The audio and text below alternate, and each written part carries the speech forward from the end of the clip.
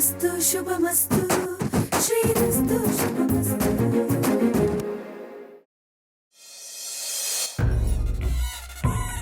ಅಯ್ಯೋ ಏನು ಮಾಡೋದು ಹೇಳಿ, ನಮ್ಮ ಮಕ್ಳ ಸೇವೆ ನಾವೇ ಮಾಡಬೇಕು. ಏನಿದ್ರೇನು ನಮ್ಗೆ ಆ ಯೋಗ್ಯತೆಯೂ ಇಲ್ವೇ? ದುಡಿತಾ ಇರೋದು ನನ್ನ ಮಗ ಒಬ್ಬ, ಕೂತ್ಕೊಂಡು ತಿಂತಾ ಇರೋದು 4 ಜನ, ಅದರಲ್ಲಿ ನನ್ನ ಮಗಳು ಬಾಣಂತನ ಬೇರೆ. ಏನು ಮಾಡೋದು ಏನೋ. ನೋಡಿ, ಜಾನ್ವಿ ನಮಗೆ ಸೊಸೆ ಮಾತ್ರ ಅಲ್ಲ, ನಮಗೆ ಮಗಳು ಕೂಡ. ಅವಳ ಹೆರಿಗೆ, ಬಾಣಂತನ ಜವಾಬ್ದಾರಿ ಎಲ್ಲ ನಮ್ಮದೇ. ನಾನು ಆವತ್ತು ಅದೇ ಹೇಳಿದ್ದೀನಿ, ಇವತ್ತು ಅದೇ ಹೇಳ್ತಾ ಇದ್ದೀನಿ, ಹಾಗೆ ನಡ್ಕೊಳ್ತಾ ಇದ್ದೀನಿ. ಅದಕ್ಕೆ ಎಷ್ಟು ಖರ್ಚಾಗುತ್ತೋ ಅದು ನಾನು ಕೊಡ್ತೀನಿ, ತಗೊಳ್ಳಿ. ಆದರೆ ತಾಯಿ ಮಗುಗೆ ಯಾವ ಕೊರತೆನೂ ಇರಬಾರ್ದು. ಇನ್ನೇನಾದರೂ ಸಮಸ್ಯೆ ಇದೆಯಾ ನಿಮಗೆ? ಇಲ್ಲ ತಾನೇ? ಅಲ್ಲ, ಯಾಕೆ ನೀವು ಯಾವಾಗಲೂ ದುಡ್ಡಲ್ಲೇ ಅಳಿತೀರಾ? ಬಾಣಂತನ ಮಾಡೋದಕ್ಕೆ ದುಡ್ಡೊಂದು ಇದ್ಬಿಟ್ರೆ ಸಾಕಾ? ಅವಳು ಆರೈಕೆ ಮಾಡೋದು ಬೇಡವಾ? 24 ಗಂಟೆನೂ ಅವಳ ಸೇವೆಗೆ ಅಂತಲೇ ನಿಂತ್ಕೊಂಡಿರಬೇಕು. ಮನೆ ಕೆಲಸ ಮಾಡೋದ್ರಲ್ಲೇ ಅರ್ಧ ಜೀವ ಹೊಟ್ಟೋಗುತ್ತೆ. ಇನ್ನು ಬಾಣಂತನ ಸೇವೆ ಅಂದ್ರೇನು ಸುಮ್ಮನಾಗುತ್ತಾ? ನನಗೂ ವಯಸ್ಸಾಗ್ತಾ ಬಂತಲ್ವಾ, ನನ್ನ ಕಷ್ಟ ಯಾರಿಗೆ ಹೇಳ್ಕೊಳ್ಳಿ ಹೇಳಿ? ನೋಡು, ನಮ್ಮನೆ ಸೊಸೆ ಬಾಣಂತನಕ್ಕೆ ಇಷ್ಟೆಲ್ಲ ಖರ್ಚು ಮಾಡ್ತಿರೋ ನಾವು ಈ ವಿಷಯಕ್ಕೆ ಹಿಂಜರಿತೀವ ನಾವು? ಇಂಥದ್ದೊಂದು ಪರಿಸ್ಥಿತಿ ಬರುತ್ತೆ ಅಂತ ನಾನು ಮೊದಲೇ ಊಹಿಸಿದ್ದೆ. ಅದಕ್ಕೆ ನಮ್ಮನೆ ಕೆಲಸದವನ ಹೆಂಡತಿಗೆ ನಾಳೆಯಿಂದ ಇಲ್ಲಿ ಬಂದು ಜಾನ್ವಿನ ನೋಡ್ಕೊತ ಹೇಳಿದ್ದೀನಿ. ಜಾನ್ವಿ ಊಟ ತಿಂಡಿ ಎಲ್ಲ ಖರ್ಚಿಗೂ ಸೇರಿ ಹಣ ಕೊಡ್ತಿದ್ದೀನಿ. ಅವಳಿಗೆ ಯಾವುದೂ ತೊಂದರೆ ಬರದೆ ಹಾಗೆ, ಅವಳ ಮನಸ್ಸಿಗೆ ಯಾವುದೂ ನೋವು ಬರದೆ ಹಾಗೆ ನೀನು ನೋಡಿಕೊಂಡ್ರೆ ಸಾಕು. ಅಷ್ಟೇ ನೀನು ಅವಳಿಗೆ ಮಾಡಬೇಕಾಗಿರೋ ಸೇವೆ. ಅಯ್ಯೋ, ಇದೇನಮ್ಮ ಹೀಗನ್ಬಿಟ್ರಿ? ಜಾಹ್ನವಿ ನಿಮಗೆ ಸೊಸೆ ಆಗೋಕ್ಕೆ ಮುಂಚೆನೂ ನನಗೆ ಮಗಳು. ಅವಳು ಆರೈಕೆ ಮಾಡೋದು ನನ್ನ ಕರ್ತವ್ಯ ಅಲ್ವಾ? ನಾನು ಅವಳು ಹೇಗೆ ನೋಡ್ಕೊತೀನಿ ನೋಡ್ತಾ ಇರಿ. ರಾಣಿ, ಮಹಾರಾಣಿ ಥರ ನೋಡ್ಕೊಳ್ತೀನಿ, ಯಾವುದಕ್ಕೂ ಕೊರತೆ ಮಾಡೋದಿಲ್ಲ. ನಾವೊಂದು 2-3 ದಿನ ಊರಲ್ಲಿರಲ್ಲ, ಹರಕೆ ತೀರ್ಸೋಕ್ಕೋಸ್ಕರ ಊರಿಗೆ ಹೋಗ್ತಾ ಇದ್ದೀನಿ. ಅಲ್ಲಿಂದ ಬಂದಮೇಲೆ ಮತ್ತೆ ಬರ್ತೀನಿ. ಅಲ್ಲಿವರೆಗೂ ನಾನು ಹೇಳಿದ್ದನ್ನು ಯಾವುದನ್ನು ಮರಿಬೇಡ.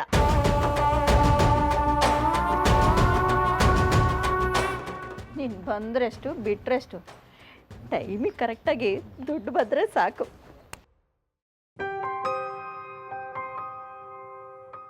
ಶ್ರೀ ಮೋಸ್ಟ್ಲಿ ತಲುಪಿರಬೇಕು.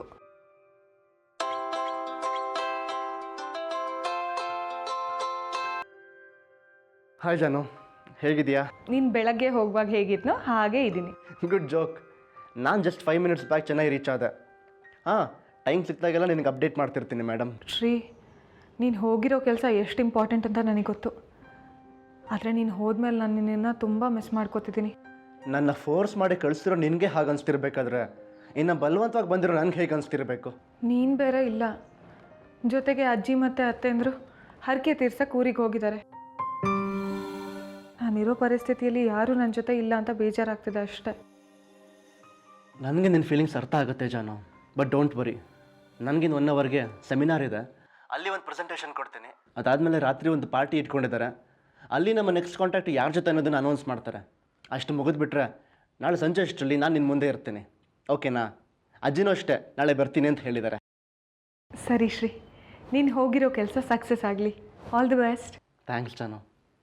ಇವಾಗ ಮೀಟಿಂಗ್ ಶುರು ಆಗುತ್ತೆ, ಮಧ್ಯದಲ್ಲಿ ಫೋನ್ ಯೂಸ್ ಮಾಡೋಕ್ಕಾಗಲ್ಲ. ಮೀಟಿಂಗ್ ಮುಗಿತಿದ್ದಾಗೆ ಕಾಲ್ ಮಾಡ್ತೀನಿ. ಓಕೆ, ಬಾಯ್. ಬಾಯ್.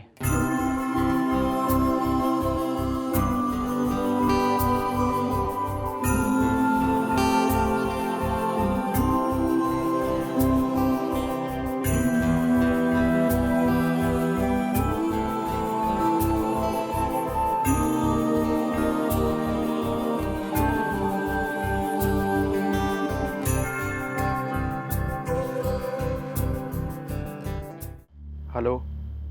ಹಾಂ, ನಾನು ಅವ್ರ ಮನೆ ಹತ್ರನೇ ಇದ್ದೀನಿ. ಇವತ್ತು ಜಾನ್ವಿ ನಮಗೆ ಸರಿಯಾಗಿ ಸಿಕ್ಕಾಕೊಂಡಿದ್ದಾಳೆ. ಅವಳ ಗಂಡ ಬಿಸ್ನೆಸ್ ವಿಷಯವಾಗಿ ಚೆನ್ನೈಗೆ ಹೋಗಿದ್ದಾನೆ. ಇನ್ನೊಂದು ಕಡೆ ಅವ್ರ ಅಜ್ಜಿ ಮತ್ತು ಅತ್ತೆಯಂದರು ಹರಕೆ ತೀರ್ಸೋಕ್ಕೆ ಅಂತ ಊರಿಗೆ ಹೋಗಿದ್ದಾರೆ. ನಮ್ಮ ಕೆಲಸ ಸಾಧಿಸೋಕ್ಕೆ ಇದು ಸರಿಯಾದ ಸಮಯ. ನಮಗೆ ಮನೆ ಒಳಗಿಂದ ಯಾರ್ದಾದ್ರು ಸಹಾಯ ಸಿಕ್ಕಿದ್ರೆ ನಮ್ಮ ಕೆಲಸಕ್ಕೆ ಸುಲಭ ಆಗುತ್ತೆ. ಓಕೆ, ಟ್ರೈ ಮಾಡ್ತೀನಿ. ಏನಮ್ಮ ಇವತ್ತು ಇಷ್ಟೊಂದು ಅಡುಗೆ ಮಾಡ್ತಿದ್ಯಾ? ಏನಾದರೂ ವಿಶೇಷ ಇದೆಯಾ? ನಿಮ್ಮ ತಾಯಿ ಆಗ್ತಾ ಇರೋದು, ನಮ್ಮ ಮನೆಗೆ ಆದಷ್ಟು ಬೇಗ ಒಂದು ಪುಟ್ಟ ಪಾಪು ಬರ್ತಾ ಇರೋದು, ಇದೆಲ್ಲ ವಿಶೇಷನೇ ತಾನೆ. ಅದಕ್ಕೆ ನಿನ್ಗೇನೇನು ಇಷ್ಟನೋ ಅದನ್ನೆಲ್ಲ ಮಾಡ್ತಾಯಿದ್ದೀನಿ. ಜಾನ್ವಿ, ನಿಂಗೆ ಗಸಗಸೆ ಪಾಯಸ ಮಾಡಿದ್ರೆ ಇಷ್ಟ ಆಗುತ್ತೋ ಅಥವಾ ಶಾವಿಗೆ ಪಾಯಸ ಮಾಡಲೋ? ಶಾವಿಗೆ ಪಾಯಸನೇ ಮಾಡಿ, ರವಿಗೂ ಅದೇ ಇಷ್ಟ ಅಲ್ಲ. ನೋಡಿದ್ಯಾ, ಇಲ್ಲೂ ತಮ್ಮನ ಮೇಲೆ ಪ್ರೀತಿನ ಬಿಟ್ಕೊಡಲ್ವಲ್ಲ ನೀನು. ಓಹೋ ಏನು ಮದರ್ ಇಂಡಿಯಾ ಇದು, ಇವತ್ತು ಇಷ್ಟೊಂದು ಅಡುಗೆ, ವಾಟ್ಸ್ ದ ಮ್ಯಾಟರ್? ಲೇ, ನಮ್ಮ ಮನೆಯಲ್ಲಿ ಒಂದು ಬಸ್ರಿ ಹುಡುಗಿ ಇದ್ದಾಳೆ, ಅವಳಿಗೆ ನೂರಾರು ಬೈಕೆ ಇರುತ್ತೆ, ನಮ್ಮ ಕೈಲಾಗದು ನಾವು ಪೂರೈಸ್ಬೇಕು ತಾನೆ. ಮಮ್ಮಿ ಮಮ್ಮಿ ಈ ಮಾತನ್ನ ನೀನು ಹೇಳ್ತಾ ಇದೆಯಾ? ನನ್ನ ಕೈಯಲ್ಲಿ ನಂಬಕ್ಕಾಗ್ತಿಲ್ಲ. ಇದು ಕನಸು ನನಸು?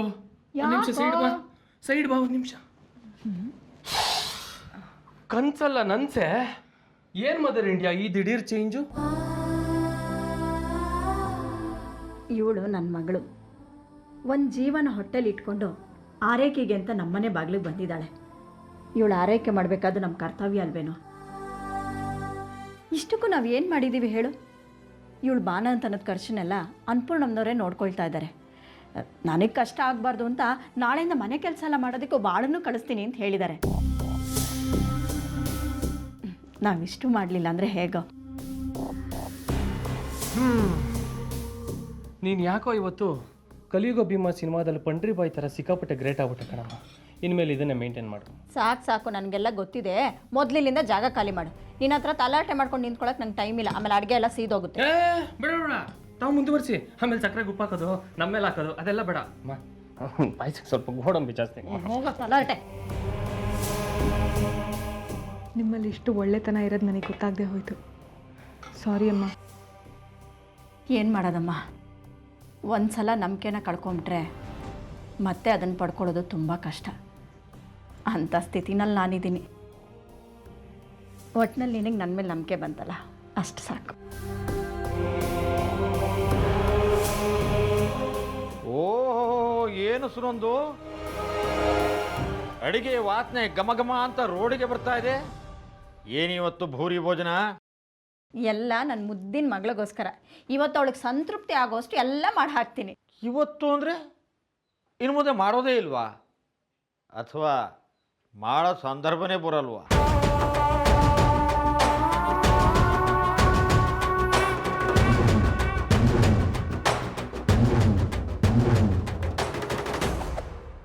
ಏನೋ ನೀನು, ನಾನು ಏನೇ ಮಾತಾಡಿದ್ರು ಅದರಲ್ಲಿ ಏನಾದರೂ ಒಂದು ಕೊಂಕು ಹುಡುಕ್ತಾ ಇರ್ತೀಯ.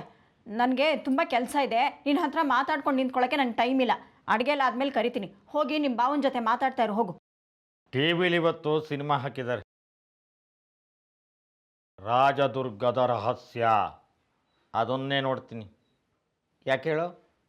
ನನಗೆ ರಹಸ್ಯಗಳನ್ನು ಬೇಯಿಸೋದು ಅಂದರೆ ತುಂಬ ಇಷ್ಟ.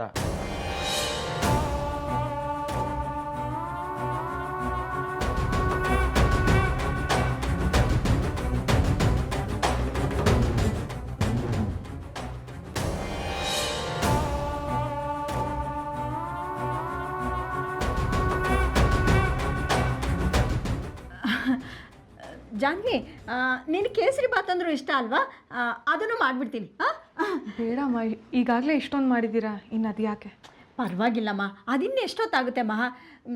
ನೀನು ಬಿಸಿ ಮುಂದೆ ಜಾಸ್ತಿ ಹೊತ್ತು ನಿಂತ್ಕೋಬಾರ್ದು. ಹೋಗು, ನೀವು ಹೊರಗಡೆ ಗಾಳಿಲಿರು, ನಾನು ಅಡುಗೆ ಎಲ್ಲ ಆದಮೇಲೆ ಕರಿತೀನಿ. ಹೋಗು. ಬೇಡ, ನಾನು ನಿಮಗೆ ಹೆಲ್ಪ್ ಮಾಡ್ತೀನಿ. ಅಯ್ಯೋ, ಇದೇನು ಮಹಾ ಕೆಲಸ ಅಂತ ಹೆಲ್ಪ್ ಮಾಡಬೇಕು?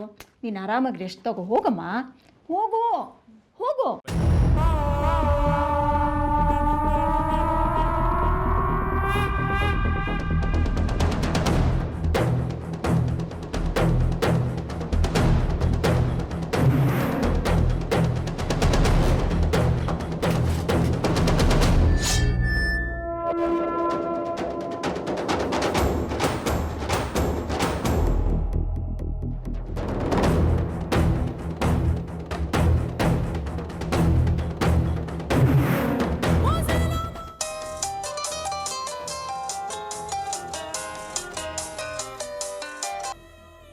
ಹಲೋ, ಹೇಳಿ. ಹಾಂ ಹೌದು, ಹಾಗೆ ಮಾಡ್ತಾಯಿದ್ದೀನಿ. ಅಡುಗೆ ಎಲ್ಲ ಮಾಡಿದ್ಮೇಲೆ ಹೇಳ್ತೀನಿ. ಹಾಂ, ಸರಿ. ಹ್ಞೂ.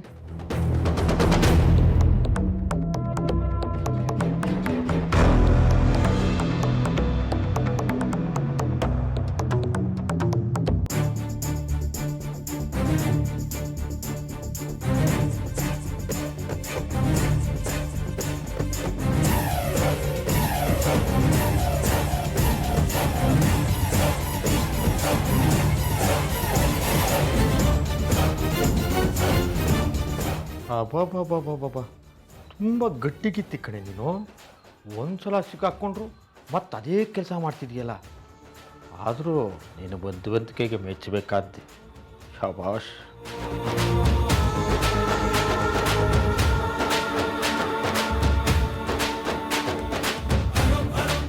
ನಾನು ಬೆಳಗ್ಗೆನೇ ಹೇಳಿದ್ನಲ್ಲ ಶ್ರೀ, ನನಗೇನೂ ಆಗಿಲ್ಲ ಅಂತ.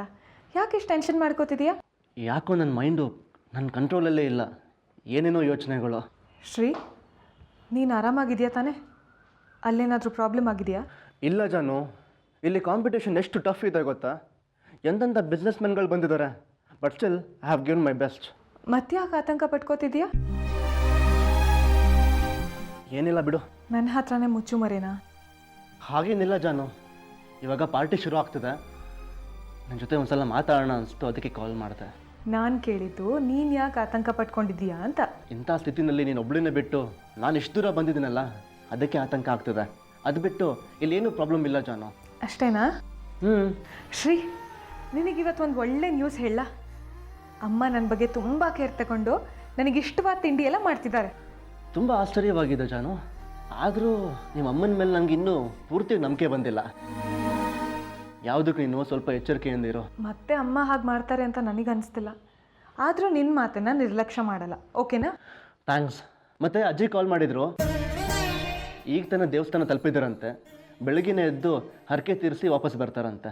ನಾನು ಬರ್ತೀನಿ ಅಂತ ಬೇಡ ಅಂದರು. ನೆಕ್ಸ್ಟ್ ಟೈಮು ನಾನು ನೀನು ಇಬ್ಬರು ಹೋಗೋಣ, ಆಯಿತಾ? ಟೂರು ಪಿಕ್ನಿಕ್ ಅಂತ ನಾವು ಹೋಗಿ ತುಂಬ ದಿನ ಆಯಿತು. ಖಂಡಿತ ಹೋಗೋಣ ಜಾನು. ನಮ್ಮ ಮಗಳು ಬೆಳೆದು ಸ್ವಲ್ಪ ದೊಡ್ಡವಳಾದ್ಮೇಲೆ ಹೋಗೋಣ.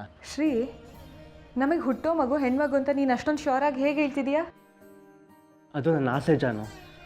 ನಾನು ಹುಟ್ಟಾಗ ನನ್ನ ಮನೆಯಲ್ಲಿ ಹೆಂಗಸರ ಮಧ್ಯೆನೇ ಇದ್ದಿತ್ತು. ಇಷ್ಟು ವರ್ಷ ಅಂಥ ದೇವತೆಗಳ ಮಧ್ಯೆನೇ ಬೆಳೆದೆ. ಆಮೇಲೆ ಮತ್ತೊಂದು ದೇವತೆಯಾಗಿ ನೀನು ಹೆಂಡತಿಯಾಗಿ ಸಿಕ್ತೆ. ಅದೇ ಥರ ಇವಾಗ ಇನ್ನೊಂದು ದೇವತೆ ನನಗೆ ಮಗಳಾಗಿ ಬರಲಿ ಅನ್ನೋದು ನನ್ನ ಆಸೆ. ನೀನು ತುಂಬ ಗ್ರೇಟ್ ಕಣೋ. ನಿನ್ನನ್ನು ಈಗಲೇ ನೋಡ್ಬೇಕನ್ನಿಸ್ತಿದೆ. ಹಾಗಾದರೆ ಈಗಲೇ ಹೊರಟು ಬಂದುಬಿಡ್ಲಾ? ಮತ್ತೆ ನಿನ್ನ ಮೀಟಿಂಗು ಕಾಂಟ್ರಾಕ್ಟ್ ಜೊತೆ? ನನಗೆ ಅದು ಯಾವುದು ಮುಖ್ಯ ಅಲ್ಲ ಜಾನು. ಈ ಕಾಂಟ್ರಾಕ್ಟ್ ಅಲ್ಲದೆ ಹೋದರೆ ಇನ್ನೊಂದು ಕಂಪ್ನಿಲಿ ಇನ್ನೊಂದು ಕಾಂಟ್ರಾಕ್ಟ್ ಸಿಗುತ್ತೆ. ನನಗೆ ನೀನು ಮುಖ್ಯ. ಬೇಡ ಶ್ರೀ, ಇಷ್ಟೊಂದು ಇಮೋಷ್ನಲ್ ಆಗಬೇಡ. ಮೊದಲು ಹೋಗಿರೋ ಕೆಲಸ ಮುಗಿಸು. ನೀನು ಹೋಗಿರೋ ಕೆಲಸ ಸಕ್ಸಸ್ ಆದರೆ ನಮ್ಮ ಕಂಪ್ನಿಗೆ, ಕಂಪ್ನಿಯಲ್ಲಿ ಕೆಲಸ ಮಾಡೋರಿಗೆ ಎಲ್ರಿಗೂ ಒಳ್ಳೆಯದಾಗುತ್ತೆ.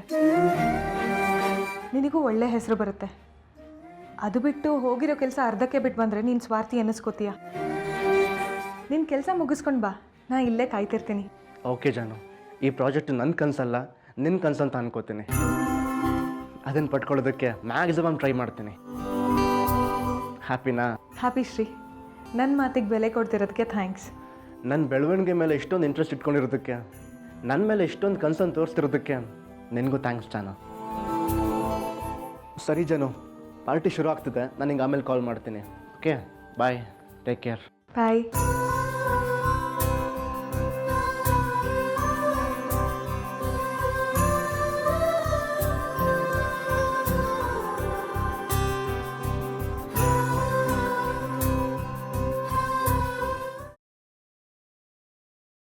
ತಗೊಮ್ಮ. ಇಷ್ಟೊಂದಾ? ಯಾರು ತಿಂತಾರೆ ಇಷ್ಟೊಂದು? ಎಲ್ಲ ನೀನೇ ತಿನ್ನಬೇಕು. ನೋಡು, ನಿನಗೋಸ್ಕರ ಮಾಡಿರೋದು. ನಿನಗೆ ತೃಪ್ತಿ ಆಗೋವರೆಗೂ ಎಷ್ಟು ಬೇಕೋ ಅಷ್ಟು ತಿನ್ನು, ಮಿಕ್ಕಿದ್ದನ್ನೇ ಬಿಡು, ಪರವಾಗಿಲ್ಲ. ಏನು ಸುನಂದು, ಇದೆಲ್ಲ ನೀನೇ ಮಾಡಿದ್ದ? ನಾನೇ ಮಾಡಿದ್ದು. ಯಾಕ್ರಿ ಅನುಮಾನ? ಅನುಮಾನ ಇದಕ್ಕಲ್ಲ. ಒಂದು ನಿಮಿಷ ಬಾ, ನಿನ್ನ ಹತ್ರ ಮಾತಾಡಬೇಕು. ಬಾ ಮಗಳೇ, ನಾನು ಹೇಳೋವರೆಗೂ ನೀನು ಊಟ ಮಾಡಬೇಡ. ಸರಿಯಪ್ಪ. ಬಾ ಸುನಂದು.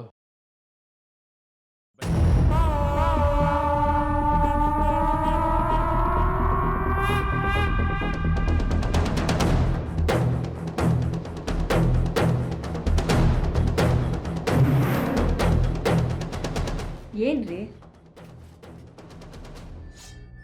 ಏನಿವತ್ತು ಅಷ್ಟೆಲ್ಲ ಅಡುಗೆ ಮಾಡಿರೋದು? ಅಯ್ಯೋ ರಾಮ, ಮಗಳು ಬಸ್ರಿ, ಬೈಕೆಗಳಿರುತ್ತೆ, ಅದಕ್ಕೆ ಮಾಡಿದ್ದೀನಿ. ಅದೇನು ಯಾವತ್ತೂ ಇಲ್ಲದೆ ಇರೋ ಪ್ರೀತಿ ಇವತ್ತು? ನನಗೆ ಯಾಕೋ ಅನುಮಾನ ಬರ್ತಾ ಇದೆ.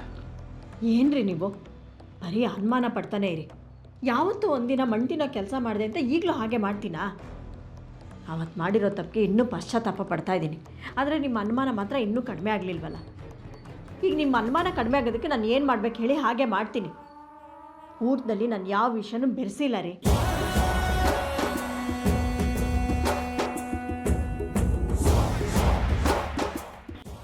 ನೀನು ನಮ್ಮ ಸುಮ್ಮನೆ ಕೂತ್ಬಿಟ್ಟೆ, ಊಟ ಶುರು ಮಾಡು.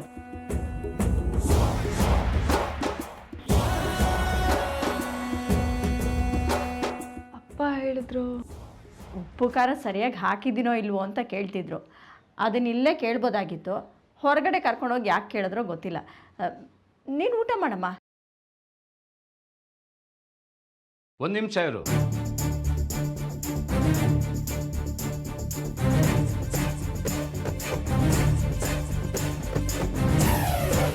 ರವಿ ಬಾಯಿಲಿ ಅಪ್ಪ ಆ ತಟ್ಟೆ ತಗೋ.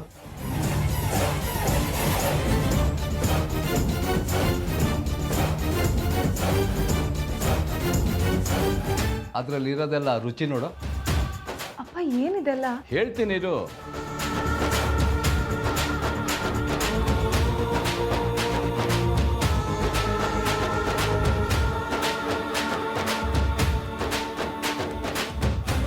ಯಾಕೆ ಹೀಗೆ ಮಾಡ್ತಿದ್ದೀರಾ? ಒಳ್ಳೆ ಶಬರಿ ರಾಮನಿಗೆ ಹಣ್ಣು ಕಚ್ಕೊಟ್ಟ ಹಾಗೆ ಎಲ್ಲ ತಿಂದು ಕೊಡ್ತಿದ್ದೀರಾ? ಏನೂ ಇಲ್ಲಮ್ಮ, ರುಚಿ ಪರೀಕ್ಷೆ ಮಾಡ್ತಿದ್ದೀವಿ ಅಷ್ಟೇ. ರುಚಿ ಪರೀಕ್ಷೆ ಅಲ್ಲಮ್ಮ, ವಿಷದ ಪರೀಕ್ಷೆ.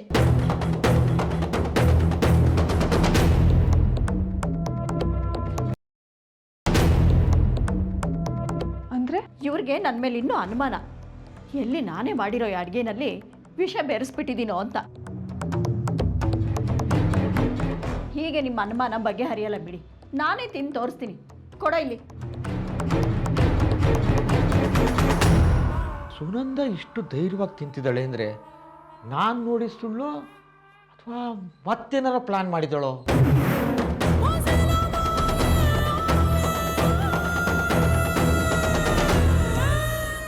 ಏನು ನಡೀತಾ ಇದೆ ಗೊತ್ತಾಗ್ತಿಲ್ವಲ್ಲ.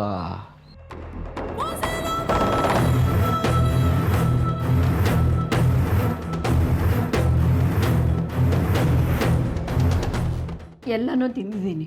ಇನ್ನೂ ಗಟ್ಮುಟ್ಟಿಯಾಗಿ ನಿಮ್ಮ ಕಣ್ಮುಂದೆ ನಿಂತೇ ಇದ್ದೀನಿ. ಈಗಲಾದರೂ ನಿಮ್ಮ ಅನುಮಾನ ಬಗೆಹರಿತಲ್ಲ. ಅಮ್ಮ, ನೀವು ಯಾರಿಗೂ ನಂಬಿಸೋ ಅವಶ್ಯಕತೆ ಇಲ್ಲ. ನಾನು ನಿಮ್ಮನ್ನು ನಂಬ್ತೀನಿ. ಯಾವ ಭಯನೂ ಇಲ್ಲದೆ ತಿಂತೀನಿ. ಕೊಡಿ ಕೊಡಿ ಅಮ್ಮ.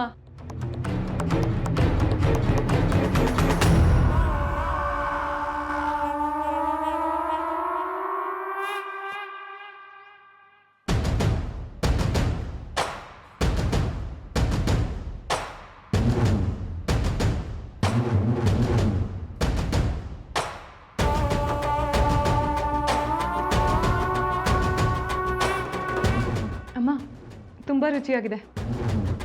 ಅಪ್ಪ, ನೀವು ಅಮ್ಮನ ಮೇಲೆ ಅನುಮಾನ ಪಟ್ಟು ತಪ್ಪು ಮಾಡಿಬಿಟ್ರಿ. ನೋಡಿ ಅವ್ರು ಎಷ್ಟು ಬೇಜಾರು ಮಾಡ್ಕೊಂಡಿದ್ದಾರೆ. ಹೌದು ಮಗಳೇ, ನಾನು ತಪ್ಪು ಮಾಡಿಬಿಟ್ಟೆ, ದಯವಿಟ್ಟು ಕ್ಷಮಿಸು. ನೀವು ಕ್ಷಮೆ ಕೇಳಬೇಕಾಗಿರೋದು ನನ್ನ ಹತ್ರ ಅಲ್ಲ, ಅಮ್ಮನ ಹತ್ರ. ಸುನಂದ, ನನ್ನ ಕ್ಷಮಿಸ್ಬಿಡು. ಆಗಲ್ಲ ಹಂಗೆಲ್ಲ ಸುಮ್ಮನೆ ಕ್ಷಮಿಸಕ್ಕಾಗತ್ತಪ್ಪ. ತಾವು ಸ್ವೀಟ್ ತಿನ್ನಿಸಿ ಆಮೇಲೆ ಸಾರಿ ಕೇಳಬೇಕು. ಆವಾಗಲೇ ಅಮ್ಮ ಕಾಂಪ್ರಮೈಸ್ ಆಗೋದು ಅಲ್ವೇನೆ ಅಕ್ಕ? ಹೌದು, ನೀವು ರವಿ ಹೇಳ್ದಂಗೆ ಮಾಡಬೇಕು. ಇಲ್ಲಾಂದ್ರೆ ಕಾಂಪ್ರಮೈಸ್ ವ್ಯಾಲಿಡ್ ಆಗಲ್ಲ. ಸ್ವೀಟ್ ತಿನ್ನಿಸಿ ಸಾರಿ ಕೇಳಬೇಕು. ತಿನ್ಸಿ ಅಪ್ಪ, ತಿನ್ಸೇ ಇಲ್ಲ ಅನ್ನೋ ಥರ ನಾಟಕ ಎಲ್ಲ ಆಡಬೇಡಿ. ಆಯ್ತಾ ಸುನಂದ? ಕಳ್ಳ.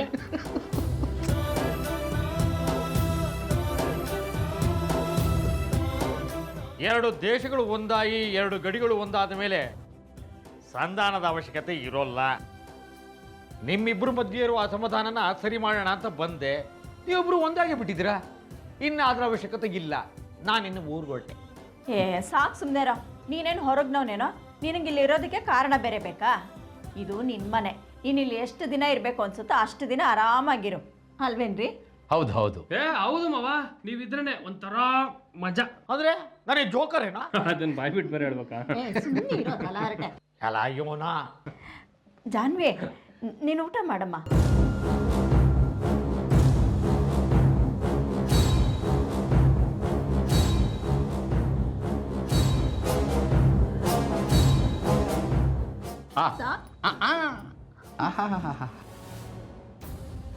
ದ್ರಾಕ್ಷಿ ಹಾಕ್ಲಾ ನೋಡಿ ಬಾಯ್ ಬಿಟ್ಕೊಂಡು ಸರಿ ಆದ್ ನೋಡಿ.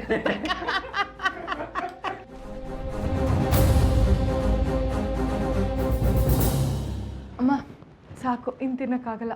ಅಯ್ಯೋ ಜಾನ್ವಿ ನೀ ಕೇಸರಿ ಬಾತೆ ತಿಂದಿಲ್ಲ, ನಿನಗೋಸ್ಕರ ತಾನೇ ನಾನು ಮಾಡಿದ್ದು, ನೀನು ತಿನ್ನಲೇಬೇಕು.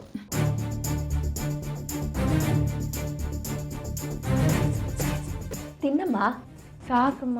ಒಂದೇ ಒಂದು ಸ್ಪೂನು, ನಿನಗೋಸ್ಕರ ತಾನೇ ಮಾಡಿದ್ದು. ಪ್ಲೀಸ್ ತಿನ್ನಮ್ಮ.